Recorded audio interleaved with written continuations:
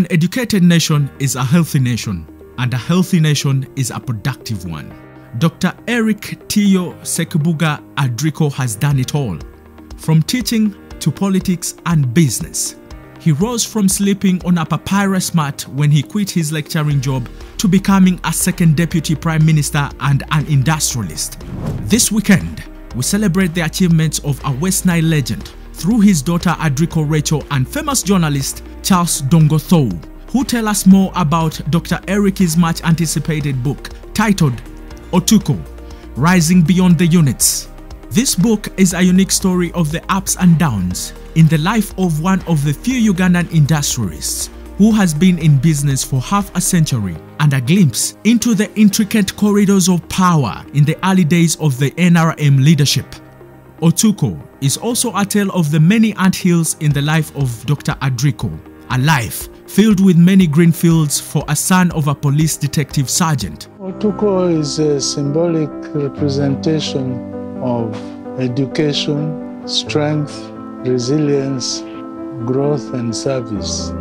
It is an emotional story, and it is worth recording so that the future generation can learn from it. Good evening, ladies and gentlemen, boys and girls, and welcome back to the best of the good life. Now, as usual, my name is Racheal, and today we are celebrating a big man. You know, he is a creme de la creme. If you come from the West Nile, you definitely know that this man single-handedly, he almost turned the West Nile to become a very great place. Now, the hashtag is Odongtho. Now, Odongtho is a book that we are going to somehow partially talk about, but today I'm honored to be sitting down with Miss Racheal. You are going to state your name and how you call this old man for the record. Just Sure. for the record, because me, I already know. Oh, of course. No, I'm so honored to be on this show. I've heard many things about this show, and I'm honored to be with you today, Ibrahim, and really honored to see Uganda's young take a charge in this area of media. So thank you for what you're doing. My name is Racheal Adriko Spielberg. I am a mother. I am an educator. I'm a head of school. I live in Manhattan, and I'm here as Dr. Eric Adriko's daughter. And we're here to celebrate a really special moment. And you've mentioned it, and that's the book, Odongtho. Yes. This gentleman, to so many people that come from the West Nile, he's a living legend. Is this true? It is. In every magnitude? In every magnitude. And you know, as a child growing up, I did not understand the power of Adriko, or power of the man, the power of the genius. And it was until I was in high school that it finally connected. And it was a time where I needed to share him with the public, because he became the outward-facing Adriko, a man of service, a man of leadership, and a man of education.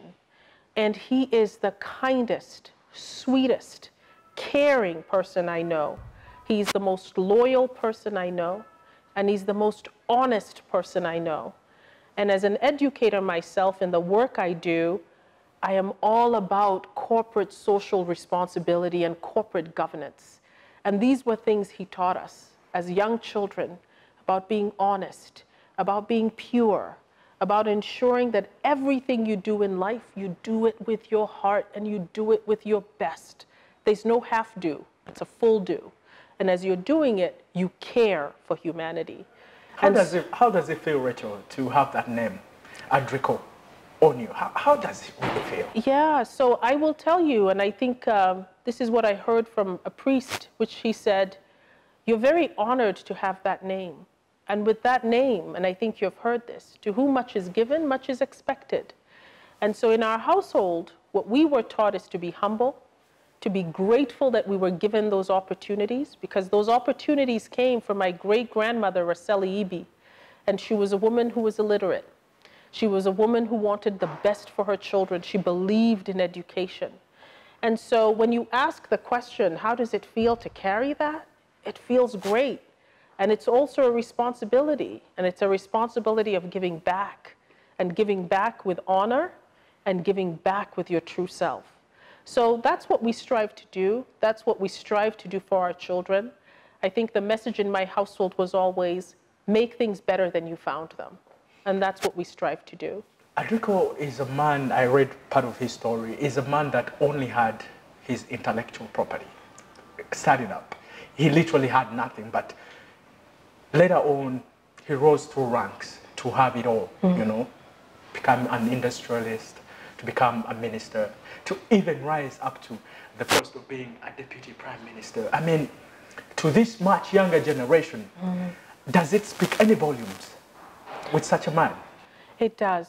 It does. I really hope our young youth will take the time to read this book. This book is a powerful book. It's a book about every Ugandan. It's a book about humanity. It's a book about adversity. And it's a book about what do you do when you have challenge in front of you.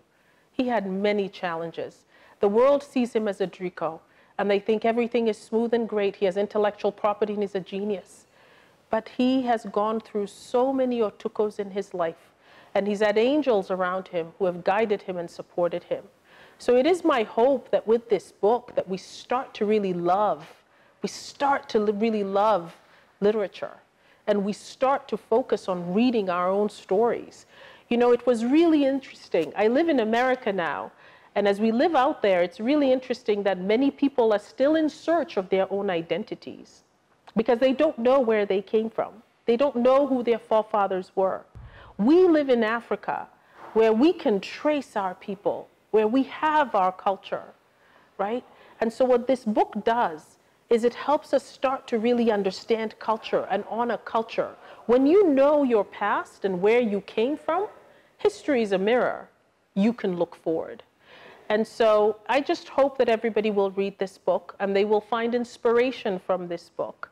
I have found many inspirations from this book, and I am fearless from the experience.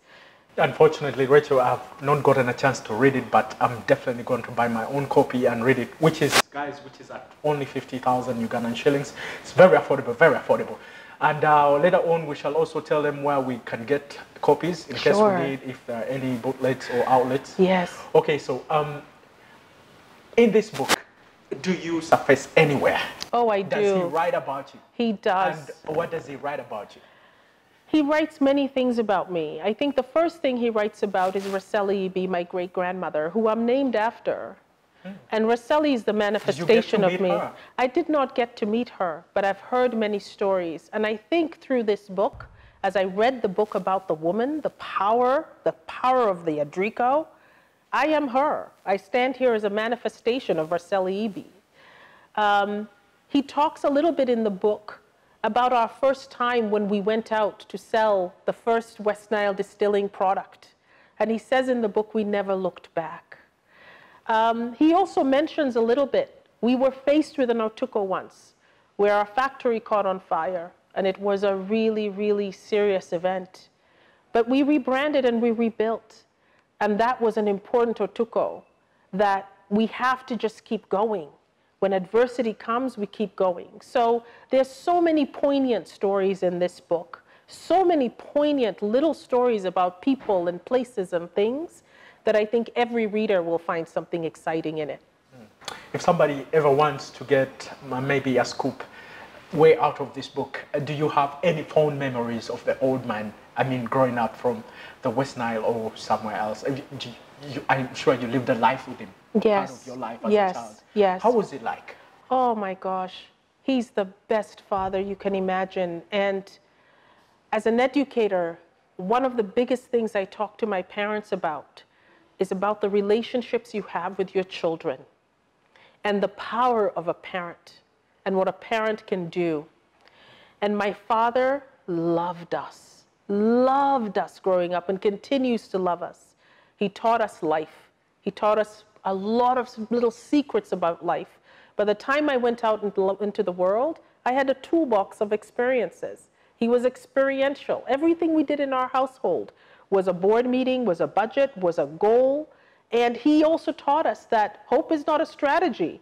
If you're going to do things in the world, you plan it really well. You do not hope it's going to happen. Nothing you hope for happens. You have to plan. You have to think about it. You have to go out. You have to read. You have to research. You have to go out and A/B those experiences. And so it's a very special book. And I think it's special for Ugandans, especially Ugandans, to have this genius. Wow, amazing. I'm so overwhelmed. You know, the very first time that I had an encounter with you, I felt this, how do you call it?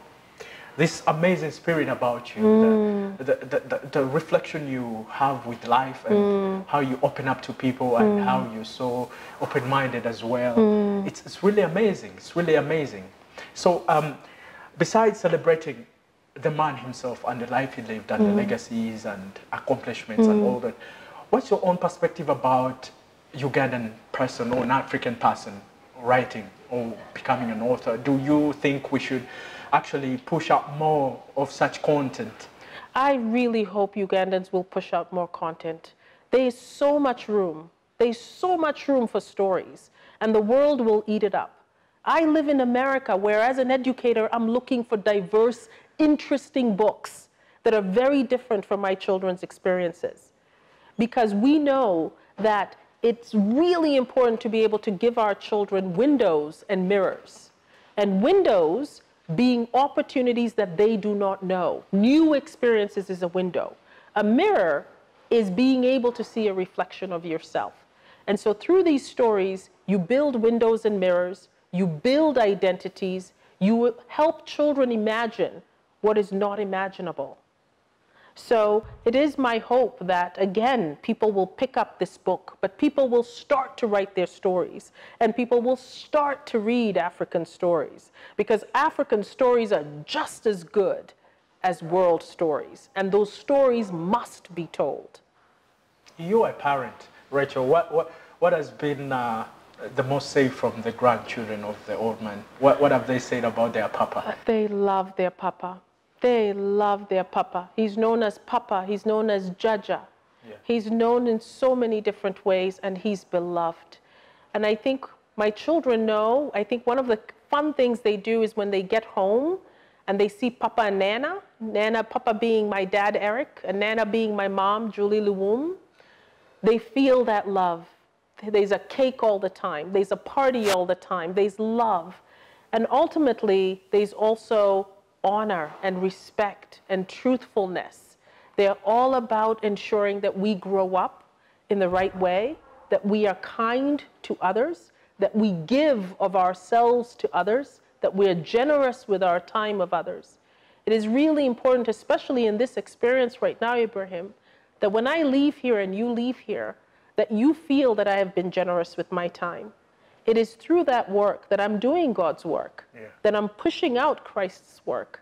So that's my motto in life. And it's really every opportunity I have with anyone in the world. I was taught by my father, it's an opportunity for connection. Never look down. If someone makes that connection, connect. Because you never know what's behind all of that. Are you open for them to learn their culture, to learn their roots, and, you know, get that exposure as well? It's extremely important. And especially now, as a mother in America who's married to a Jewish man, I want my 3 African boys to have African cultural capital, because this is their home. Uganda is their home. Are they proud? They are so proud of Uganda. And one of the fun things, you know, educators talk about code switching. It's an educator's term, where when you can go into a place, you can code switch and assimilate and start to become one of the people. So when my children come here, they assimilate. They're Ugandan, and they know deep down that they're Ugandan, it's their birthright. We are also all focused on teaching language. We're starting a Zoom online where we can continue to learn Lugbara. We can learn Kikuyu, which was my mother's language from Kenya. We can learn Swahili. But knowing your culture and knowing your roots is knowing thyself. Okay. So, Racheal, we're going to end by telling people how they're going to get themselves a copy, those who did happen to come at the launch. And also tell me, what's your plan moving ahead on how you're going to make sure that even people abroad in the diaspora get themselves a copy as well? Yes, so let's start with that. How are you going to ensure that? Well, we're going to ensure it in many different ways. So first, I have purchased my own set of books, and as an educator, I am going to go back and I am going to stock our school libraries with some of these books. I think the stories are powerful. I think it's a story that an 11th to 12th grader can read and can understand. So that's the first thing. It's making sure that it's in schools. It's making sure that children are understanding different ways of living and different ways of being. The second hope that we are hoping for is to be able that when we go back to have an event in New York with the diaspora there, where we can start to share some of these books and these stories. It's my hope that Ugandans will go and buy the book. As you said, the costing of this book was very much in our midst as we thought about how are we going to ensure that we cost it right, that it's not about a profit, but it's about sharing a story, and that anyone who needs access to this book can have access. So it's wherever any fine book is sold. I know it's at Aristoc, and I know it's at another one. I don't know which one, but you can find it at every good bookseller. They will sell you a tuko. What about a portal? Is it available on internet? Oh, that's a great idea. So in the next few months, you can also access the book on Amazon. Oh, great. So it's going to be a digital copy for those of us who might want to save a leaf or a tree and read the digital copy. It's going to be available on Amazon. And it is our hope that this story continues to spread, that people continue to embrace their otukos as a way of life and as a way of growth. With full honesty, describe your father in 3 words. I know there are a zillion words you can use to describe him, but with total honesty, as you wind up the show, describe Mzee ADRIKO ERIC in 3 words. Let's go. Compassionate. Ooh, Filled with compassion. Just compassion. Okay. Resilient. Resilient. Resilient. Just resilient. He bounces back. You know, we've said as an educator, I always tell my parents, I want your child to be like a good car. You know, that kind of good car that has a brake and knows when to stop, right? That has a bumper so that when they're hit, they can bounce back up again, right? And so he's someone who's resilient. He's been hit and he bounces back. And lastly, I would say a peacemaker. I think you heard a lot about that today. He's all about peace. He's all about bringing people together. He's about uniting people together. He's about helping us understand whatever differences we have, there's still a shared commonality. We are Ugandan. Let's start with that. And he has always taught me that. So every boardroom I go into, we begin the meeting by talking about what do we have in common. Because if we can establish what we have in common and we understand what we have in common, then nothing else matters because we have a shared mission. Wow. Racheal, thank you very much. Ibrahim, you're doing a really good job, and thank you for this show. Thank you. Are you planning to come back to Uganda very soon? The goal is every 6 months. Oh, yeah, the goal is every 6 months. Keeping up with that? We've started to, and we have so far. So we'll continue to try. Of course, it's expensive, as you can imagine. But again, as I said, it's about cultural capital. It's about the love of family. Every time we come here, our cup runneth over. We're filled with so much love from our people that we're able to go back and do what we're doing. So we only hope to grow the ties between Uganda and San Francisco and New York and wherever we are. We hope to be vessels of connection and vessels of good. Do you have any access to your local delicacy when you're in New York? Oh, we do. We do. We have quite a few. We've found quite a few. Oh my gosh, my husband, Richard Spielberg, who's a professional musician, I once sent him into one of the stores to buy nsenene because I needed to teach my children. There was this whole talk in a class, this is when I was a teacher, and there was this interesting talk about Africans eat insects. And so we had a lesson on those insects. And by the time we were done, my students appreciated Uganda, and they left there saying that nsenene is shrimp. So I think there's a commonality there. You have Americans who saw it as shrimp, and that was the shared mission. Definitely downgrade of shrimp, but well done. Yeah, well done. Thank you for thriving our culture. Thank you. Wherever you are, and raising that flag so high.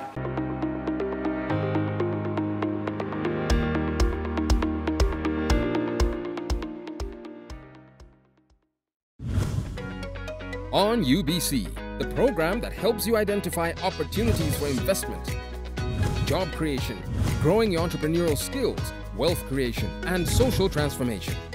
We have a product that is ready for schools, supermarkets.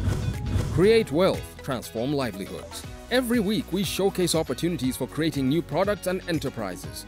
I now harvest a lot of cocoa. When I harvest it, I sell. After selling, I put money in my project. I have 2 projects. 1 is for construction of my house, 2 is for educating my children. Excellence in innovation, the passion and drive to succeed, and the right mindset to grow your business. Lives transformed on UBC. Every Wednesday, 7:30 p.m. Create wealth, transform livelihoods. Brought to you by Operation Wealth Creation. Good evening and welcome back to the best of the Good Life. You can't believe who just showed up on my set. A credible gentleman. I'm actually so proud of him. Brother Charles. Yes. How are you? Welcome. I'm well, thank you. And welcome good on to Chilling. have me. This is how we do our thing. I'm a huge fan of Behind the Headlines. Thank you. Every Wednesday I tune into the show just to have a glimpse of your ideas and the guests that you bring on the show. Well done. Thank you. Thank you. You're picking up like wildfire. Yeah, we thank God, and it's not easy to start something and grow it. And you know, television is now a very competitive area, and we thank God. If we started just recently, 2.5 years ago, the time flies very fast, but now it's being talked about as one of the shows to go to. So political show. I thank God, and we continue to really strive for the best. Yeah, that's all. Now, Charles, there's a reason why I had you on this show. You hosted a very nice event of a very big, actually, he's a cream de la cream. If you come from the West Nile, you have to know this name, ADRIKO. I mean, what is your perspective about this gentleman and his celebrations? I celebrate Dr. ADRIKO for a number of reasons. One, I had an opportunity as part of the preparation to host his event, the book launch of Odongtho, his book. I read excerpts of his story, and so I celebrate him, one, for where he came from, which is a story that we all share. We all, majority of us come from humble backgrounds, and but more to your background is that modesty, that humility, that humaneness that you keep on your face, that you move along with. That yes, I might be high up there, but it's all nothing if I don't serve humanity, if I don't serve my people. And even in service, you refer to service, yes, you know. For me, some of the stories about ADRIKO that move me, stories of his level of tolerance, stories of his humility. There is that story he tells in his book, where I think it must have been in 1996, when as a politician, and he was very popular then, he would have won that election, I think 1996 election, when, because the person he was supporting, President Museveni, lost. By then, elections were not all had on the same day. Right now, we have parliamentary general, we call them now general elections. There is presidential, parliamentary, and I think LC5. They are all had on the same day. But in 1996, before that system was changed, we used to elect the president first, only president on the first day. Then later, they would elect MPs. Then later, the local council leaders. Now, his president, the person he was supporting, lost in his constituency and lost massively. Now, it is only a humble human being, especially for politicians, who can say, you know what, voters, I don't think you deserve me. You rejected my candidate at the highest level of being a president, and you went for someone else. That is a vote of no confidence in my choice. And I am a leader. it speaks a lot to what leaders are supposed to do. My master's that I am researching on now is on leadership and institutional, management. Now, they tell us that leaders are those who are supposed to influence their followers. So forget about this trash you hear someone saying, but my people decided, what could I do? Forget about that. Is rubbish in my view. As a leader, you're supposed to take a good decision and let your people follow you, because you are taking the best decision in their interest. So for me, for a man worth his stature, ADRIKO's stature, 1996, to take a decision that I am not going to now stand, let me retire, speaks volumes. And no wonder, immediately after that, I think it must have been in 1997, that same president decided to make him board chair of the Uganda Revenue Authority. That's not easy to appoint someone to, very sensitive. Then later on made him Chancellor of Chambogo University. I think he served 2 terms. And then, of course, later on, where he serves currently, as Chancellor of Muni University. He was the first Chancellor when Muni University was erected and established. So for me, that humility, that humaneness, that level of thinking and providing leadership is for me what moves me. And I think he's a man that Uganda celebrates. You heard what the Dr. Speciosa talked about him. He wasn't corrupt. Yeah. And you heard what Dr. Speciosa said, that something to boast about. You guys from West Nile, I honor you. You are not thieves. She said it openly. You are not thieves.